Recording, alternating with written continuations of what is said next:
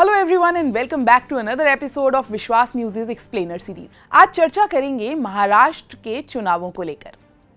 महाराष्ट्र में विधानसभा चुनाव के नतीजे 23 नवंबर को आए और बीजेपी गठबंधन ने जीत हासिल की। इस इलेक्शन को नेशनल लेवल पर भी क्लोजली ऑब्जर्व किया गया।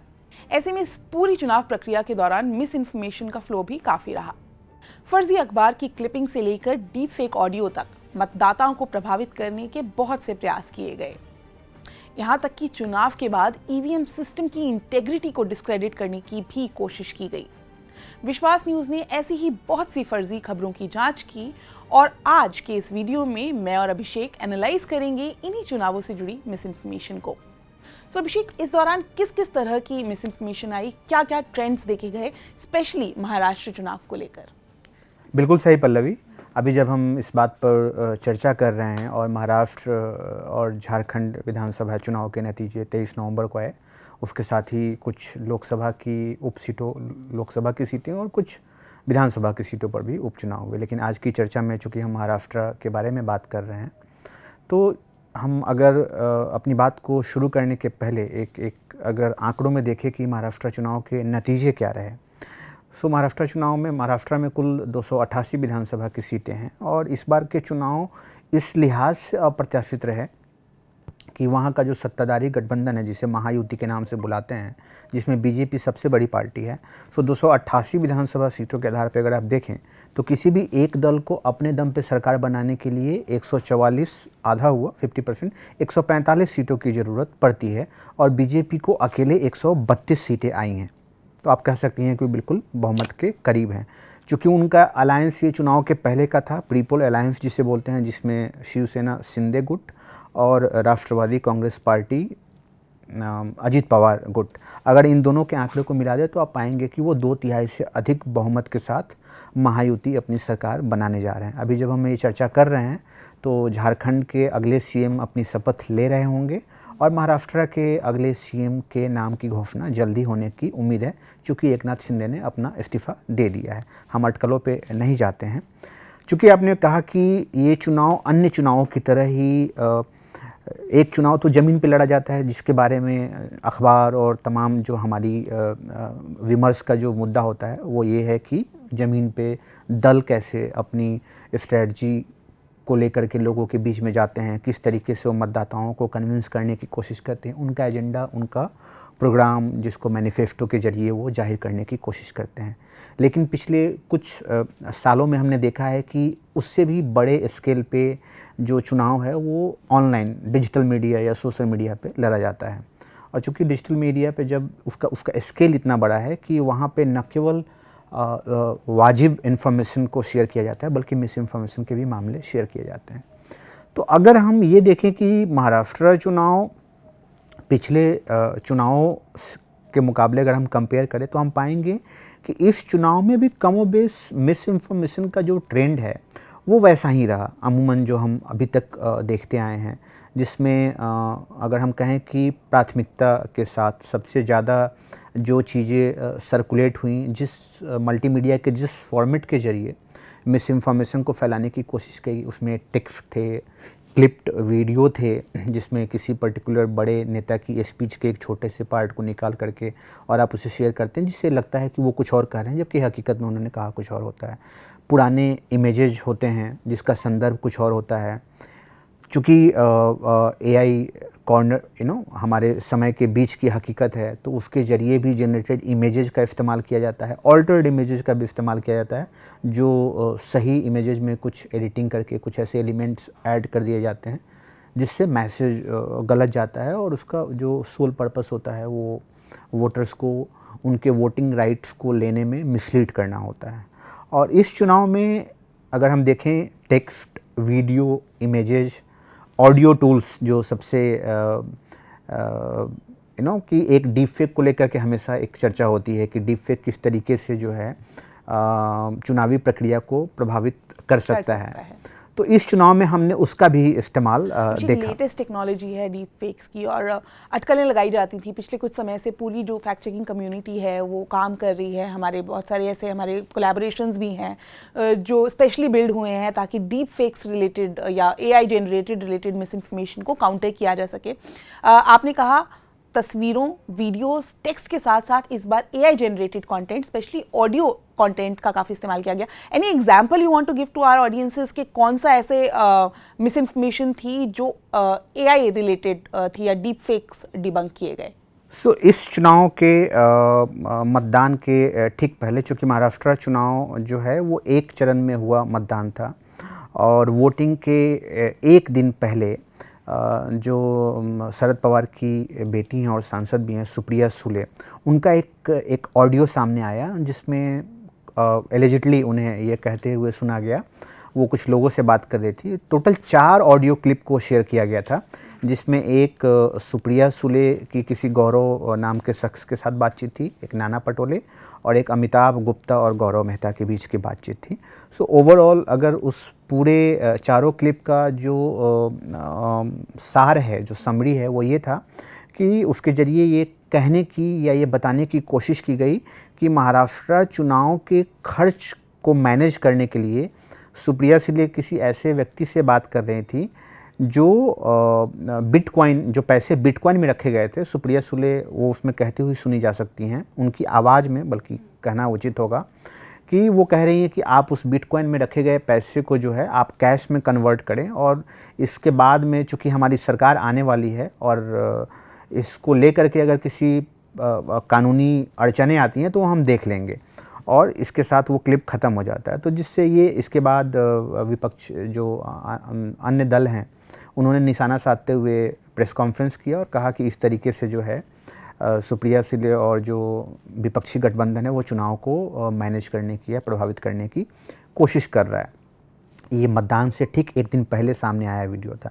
जैसे ही ये सामने आया अचानक से ये सुर्खियों में रहा, लेकिन जब हम लोगों ने इसकी जांच की एज अ फैक्ट चेकर, जब हम लोगों ने इसको जांचा, जो हम टूल्स की मदद लेते हैं, तो उस जांच में हमने पाया कि चारों वीडियो, जो 4 ऑडियो क्लिप थे, चारों ऑडियो क्लिप में सब्सटेंशियल मैनिपुलेशन की पुष्टि होती है। Gaurav, why are you not responding to us? We need to have cash, boss. Boss Gaurav, what's happening? None of you people are responding. Don't play games with me at all. Gupta is vanished, but what happens to money then? He says all bitcoins and cash is with you. Call me or Aditi urgently. We need to have cash. Elections are going on. Boss, why don't you go ahead and cash out all the bitcoins? The prices are favorable right now, and with the elections approaching, we're going to need substantial funds. Don't worry about the inquiries. Once we're in power, we'll handle them. Just get it done. Amitabh पाइजे का किया हुआ कल बोला था ना, ऐसे माथा मस्ती मत करो। Sir, there's no need to worry about Bitcoin transactions. All transactions are conducted using Patil and Pankaj family email IDs. We have 3 to 4 wallets mapped to their IDs. So if any investigation occurs, it can be attributed to those 2 individuals. Trust me, no one can trace it back to us. Thank you, sir. Gaurav, please inform Laxmi to delete all data as a priority. This includes all communications from me and Bhagyashri, as well as the BHR case, Bitcoin case, and any other financial reports we have asked her to compile. Make sure she understands the urgency and report back to me once. Gaurav, we need to have another 100 ready for next week. If possible, please handle this personally to ensure it's done correctly. Vinod will also provide around 25. Some significant events are taking place. Nothing will go wrong on your end. Gaurav, we need to ensure 50 crore by next week. It must be delivered to someone in Dubai.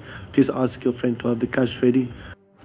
Gaurav, we need to cash out some Bitcoin by next week. Please inform your buyer accordingly. I'll let you know who to hand the cash to.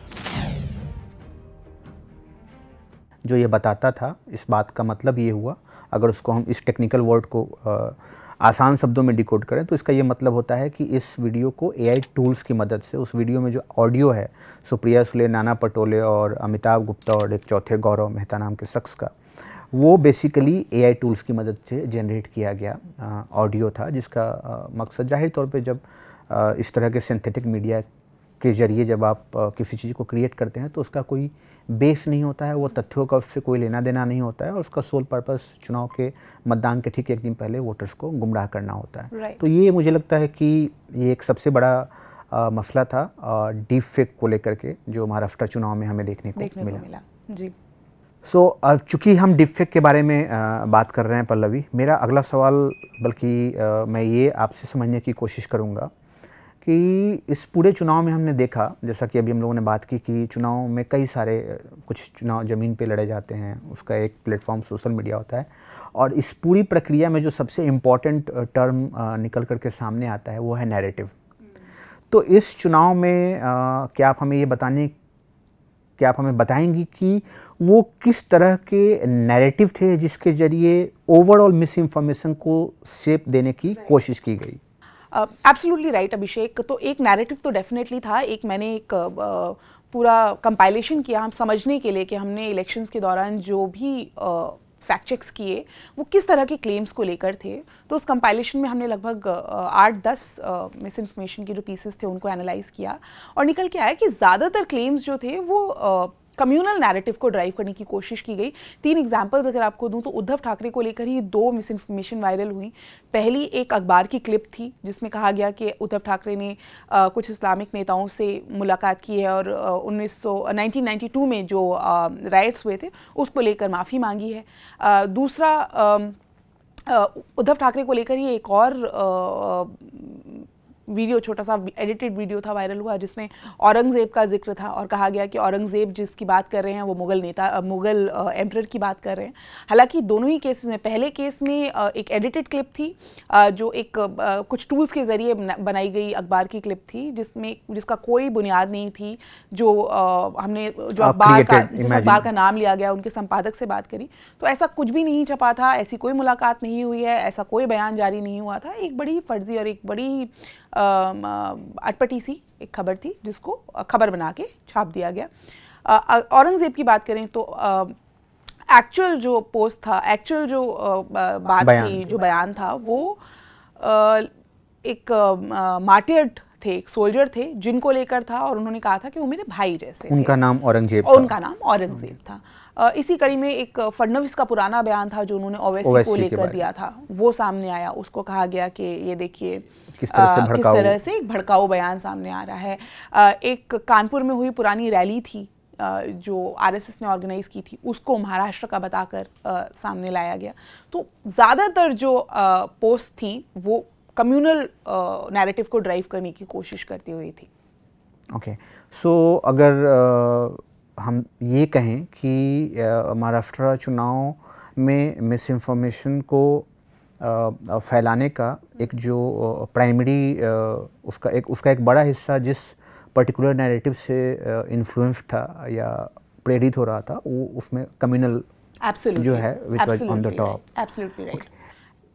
Abhishek, now आपने जब आप चर्चा कर रहे थे तब आपने EVM की बात की थी। ईवीएम को लेकर अक्सर मिस इन्फॉर्मेशन फैलाई जाती है, चाहे वो फर्जी ईवीएम की बात हो, चाहे वो उसके जो भी रिजल्ट्स हैं उनको लेकर कुछ फर्जी अफवाहें फैलाई जाएं, या जो ईवीएम का मैनेजमेंट है उसको लेकर कभी फर्जी अफवाहें फैलाई जाती हैं। इस दौरान भी चुनाव के बाद, क्योंकि देखिए आप जब चुनाव चल रहा है उस दौरान आप इन्फ्लुएंस करने की कोशिश करते हैं वोटर्स को, और जब नतीजे आ जाते हैं तो आप उन नतीजों को किसी तरह से नकारने की कोशिश करते हैं। तो उस नकारने के लिए सबसे ज़्यादा एक जो टारगेट रहता है वो ईवीएम मशीन्स रहती हैं। तो ईवीएम मशीन को लेकर या ईवीएम को लेकर इस दौरान किस तरह की मिस इन्फॉर्मेशन देखने को आई और कितनी इम्पैक्टफुल थी वो? पल्लवी, अगर पिछले कई चुनावों के मुकाबले अगर हम कंपेयर करें महाराष्ट्र और झारखंड के चुनाव में ईवीएम रिलेटेड मिस इन्फॉर्मेशन को, तो इसमें एक जो सबसे दिलचस्प आगे हम आंकड़ों को कोट करेंगे उससे पहले जो एक फाइंडिंग है वो ये है कि अमूमन इस चुनाव में ईवीएम को लेकर के जो मिस इन्फॉर्मेशन फैलाया गया, जो चुनाव के नतीजों से जुड़ा हुआ था, उसमें कोई भी शिकायत हारने वाले प्रत्याशी की तरफ से नहीं थी। जैसे धुले में अगर मैं आपको कोट करूं कि एक हमारे सामने क्लेम आया कि महाराष्ट्र के धुले शहरी और धुले ग्रामीण 2 विधानसभा सीटें हैं।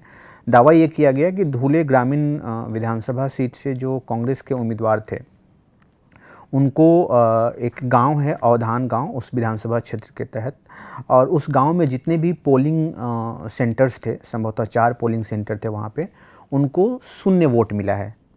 और इस शून्य वोट मिलने की खबर सामने आने के बाद उस गांव के लोग जो हैं वो प्रोटेस्ट कर रहे थे, क्योंकि गांव दावा ये किया गया कि गांव के लोगों का ये कहना था कि हम में से अधिकांश लोगों ने कांग्रेस के उम्मीदवार को वोट दिया था, लेकिन काउंटिंग में वोट 0 कैसे हो गया। ये बड़ा ही एक चौंकाने वाली जानकारी थी। और हम सभी को पता है कि प्रति मतदान केंद्र जो आंकड़े होते हैं वो फॉर्म 20 में चुनाव आयोग उसको जारी करता है। तो जब ये जानकारी सामने आई उसमें 2 क्लेम था, एक तो कि 0 सीटें मिली और दूसरा प्रोटेस्ट का वीडियो। हमने ये पाया कि वो उस गांव में, अवधान गांव में वोटिंग को लेकर के धुले ग्रामीण विधानसभा क्षेत्र में कहीं भी ऐसा कोई प्रोटेस्ट नहीं हुआ। और दूसरा कि धुले ग्रामीण विधानसभा क्षेत्र के तहत आने वाले किसी भी पोलिंग सेंटर पे जो कांग्रेस प्रत्याशी थे, कुणाल बाबा रोहिदास पाटिल उनका नाम है, जो दूसरे नंबर पे रहे और हार गए चुनाव, उनको किसी भी पोलिंग सेंटर पे 0 वोट नहीं मिले, बल्कि लगभग सभी सेंटर पे उनको 50 से अधिक वोट मिले। और अवधान गांव में 4 पोलिंग बूथ थे और चारों पोलिंग बूथ पे जो उनको मत मिला, अगर आप उसको टोटल करें तो वो 1000 से ज़्यादा मत था। तो जो ये साबित करता है कि ऐसा कुछ भी नहीं हुआ, यानी उनको जो मत मिले वोटिंग के दौरान उतने ही मतों की काउंटिंग जो है वो मतगणना के दिन हुई। और इसके बारे में जब हमने बात की वहाँ के डिप्टी कलेक्टर जो निर्वाचन अधिकारी होते हैं और जो आरओ थे, तो उन्होंने हमें ये बताया, जो एक दिलचस्प जानकारी निकल के सामने है। उन्होंने ये कहा कि इस चुनाव के नतीजों को उन्होंने एक्सेप्ट कर लिया, उन्होंने हार को स्वीकार कर लिया, लेकिन हमें नहीं पता कि सोशल मीडिया पे ये जानकारी किसने फैलाई। और इसकी वजह से जो है जो वहाँ का इंफॉर्मेशन सेंटर है, उन्होंने अपने एक्स हैंडल से, सोशल मीडिया हैंडल से बाकायदा अवधान गांव में जो 4 पोलिंग सेंटर्स थे उस पर जो पाटिल को जो वोट मिले थे उन आंकड़ों को जारी किया, जिससे इस बात की पुष्टि होती थी कि उनको उस गांव के मतदान केंद्रों पे 0 वोट मिलने का दावा बिल्कुल गलत है। एक दूसरा जो मेजर जो ईवीएम को क्वेश्चन करता हुआ जो ट्रेंड आया, एक नागपुर का भी था, जिसमें ये कहा गया कि कांग्रेस के कार्यकर्ताओं ने जो है एक ऐसी गाड़ी को पकड़ी है जिसमें बीजेपी के कार्यकर्ता बैठे हुए थे और वो ईवीएम को लेकर के जा रहे थे। और वो जो ईवीएम था वो पोल्ड ईवीएम था। ईवीएम 4 तरह के होते हैं, जिसमें पोल्ड ईवीएम का मतलब होता है वो ईवीएम जिसमें लोगों ने मतदान किया है, और ताकि वो आंकड़ों को, चुनावी नतीजों को प्रभावित कर सके। लेकिन हकीकत ये थी कि वो जिस व्यक्ति की गाड़ी थी और जिसमें ईवीएम रखा हुआ था वो चुनाव ड्यूटी पे तैनात अधिकारी की गाड़ी थी। और जो रिटर्निंग ऑफिसर होते हैं, जो जोनल ऑफिसर्स होते हैं, एरिया ऑफिसर भी उनको बोलते हैं, उनके पास रिजर्व ईवीएम होता है। और वो रिजर्व ईवीएम कैटेगरी डी के तहत आने वाला ईवीएम होता है, जो इस्तेमाल नहीं हुआ होता है, जिसमें वोट नहीं डाले गए होते हैं, और वो अनयूज्ड ईवीएम होता है, अनयूज्ड अनपोल्ड ईवीएम होता है जो उनके पास होता है। और उन्होंने उस गाड़ी को पकड़ा ये बताते हुए कि ये देखिए ये ईवीएम को बदलने की कोशिश कर रहे हैं। ये 2 मेजर घटनाएं थी जो ईवीएम को लेकर के हुआ। तीसरा जो सबसे दिलचस्प आंकड़ा है वो ये था कि महाराष्ट्र चुनाव की जो ओवरऑल 288 सीटों पे जो टोटल वोटिंग हुई, और जब मतगणना किया गया तो मतगणना में जितने वोटों की काउंटिंग हुई वो मतदान से ज़्यादा वोट थे। ये कहा गया कि वोटिंग से ज़्यादा काउंटिंग में वोट निकल करके सामने आए। और एक बड़े न्यूज़ पोर्टल ने जो है इस खबर को छापी, जिसके बाद जो महाराष्ट्र का सीईओ ऑफिस है, चीफ इलेक्शन ऑफिसर, उसकी तरफ से इसका खंडन किया गया।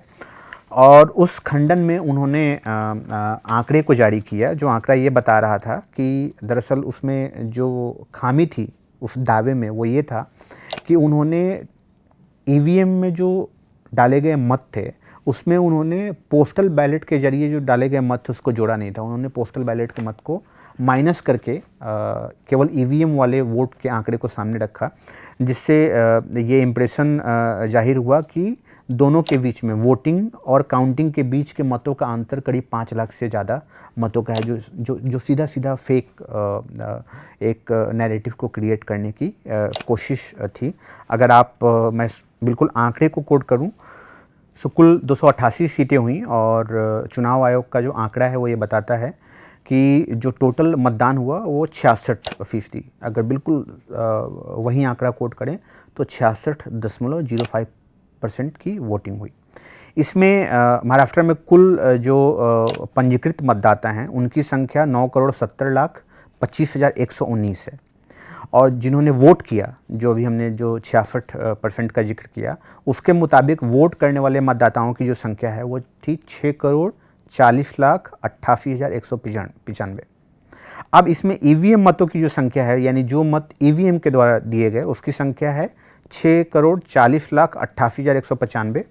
और जो पोस्टल बैलेट के जरिए जो मत डाले गए, जो वैध मत थे, उसकी संख्या थी 5,38,225। और जब आप इस दोनों को ऐड करते हैं तो ये आंकड़ा जो सामने आता है वो है 6,46,26,420। और काउंटिंग में जो कुल मतों की संख्या है वो है 6,45,92,508। यानी जो क्लेम किया गया कि ये जो 5 लाख से ज़्यादा मतों का अंतर था वोटिंग और काउंटिंग का, वो भी एक फॉल्स नैरेटिव था और इसमें जानबूझ करके जो पोस्टल बैलेट का आंकड़ा था उस आंकड़े को शामिल नहीं किया गया था। इसके साथ ही कुछ सीटों को लेकर के भी ऐसा ही दावा किया गया, जिसमें आष्टी और उस्मानाबाद जैसी सीटें थी, जिसको लेकर के भी उन्होंने जो बिल्कुल सटीक आंकड़ा था वो इलेक्शन कमीशन ने जारी किया। और दर्शक देख सकते हैं कि इलेक्शन कमीशन ने इन आंकड़ों के जरिए बताने की कोशिश की कि ईवीएम के जरिए या ईवीएम की मदद से चुनावी नतीजों को प्रभावित करने का ये जो दावा है वो बिल्कुल जिसको बोलते हैं कि ये फैक्ट्स से बिल्कुल उसके परे है, इसका सच्चाई से कोई लेना देना नहीं है। राइट अभिषेक, इसी आई थिंक ऐसा ही एक और वीडियो था जो दिल्ली का वीडियो था, बेसिकली दिल्ली जनवरी का वीडियो था और ईवीएम प्रोटेस्ट के वीडियो। और अभी उसको क्योंकि एक नैरेटिव क्रिएट करने की कोशिश की जा रही है कि एक बड़ी जनता जो है वो ईवीएम को क्वेश्चन कर रही है, और उस पुराने दिल्ली के वीडियो को महाराष्ट्र का बताते हुए, तो अगेन ये एक नैरेटिव ड्राइव करने की अक्सर हम लोगों ने देखा है कि चुनाव के बाद जब नतीजे किसी दल का नाम लेना उचित नहीं होगा, लेकिन अमूमन ईवीएम का जो जिक्र है वो अमूमन चुनाव के नतीजों के बाद ही होता है, जब चुनाव के नतीजे उस तरह से नहीं सूट करते हैं, उनको लगता है उसको खारिज करने का, मुझे लगता है कि मशीन है। Absolutely right. अभिषेक, हाल ही में पूरी दुनिया में बहुत सारी बड़ी बड़ी डेमोक्रेसीज में चुनाव देखे गए, ऐसे में क्या कोई ऐसी ऑथेंटिक रिपोर्ट है जिसने प्रिडिक्ट किया हो या कोई रेफरेंस पॉइंट हो जो आइडेंटिफाई कर पाए किस तरह की मिस इन्फॉर्मेशन या किस तरह की मिस इन्फॉर्मेशन को कैप्चर किया गया, और क्या एनालिसिस या स्टैटिस्टिक्स रहे इसके? अभी हाल में चूँकि हर साल सालाना वर्ल्ड इकोनॉमिक फोरम की बैठक होती है स्विट्जरलैंड के दावोस में, और उस बैठक के दौरान वो एक रिपोर्ट जारी करते हैं जिसे ग्लोबल रिस्क रिपोर्ट बोलते हैं। और ग्लोबल रिस्क रिपोर्ट 2024 इस पर्टिकुलर समस्या के बारे में बहुत साफ बात करता है आंकड़ों के हवाले से। सो वो जो रिस्क लैंडस्केप है, अगर जोखिम, अगर उसको शुद्ध हिंदी में बोलने की कोशिश करें तो जो जोखिम का सिनेरियो है, उस सिनेरियो को वो जो 5 रिस्क कैटेगरी है, इकोनॉमिक, एनवायरमेंटल, जियोपॉलिटिकल, सोसाइटल और टेक्नोलॉजिकल, इसके आधार पे वो उसको कैटेगराइज करने की कोशिश करते हैं। और इसमें उन्होंने ये पाया कि जो 5 मेजर रिस्क लैंडस्केप हैं उसमें एक्सट्रीम वेदर पहला है, AI generated miss information and disinformation दूसरा है, तीसरा सोसाइटल एंड पॉलिटिकल है, चौथा कॉस्ट ऑफ लिविंग क्राइसिस है, और 5वां साइबर अटैक्स है। इसके आधार पे अगर हम देखें कि जो नियर टर्म और लॉन्ग टर्म में जो चैलेंज है, कि किस तरह की समस्या हमें नियर टर्म में और किस तरह की समस्या जो है हमें लॉन्ग टर्म में हमें प्रभावित करने वाली है दुनिया की बड़ी मेजर इकोनॉमीज़ को। चूँकि जब हम मेजर इकोनॉमीज़ कहते हैं तो उसमें वो पॉलिटिकल सिस्टम भी आते हैं जिसके तहत चुनाव होता है।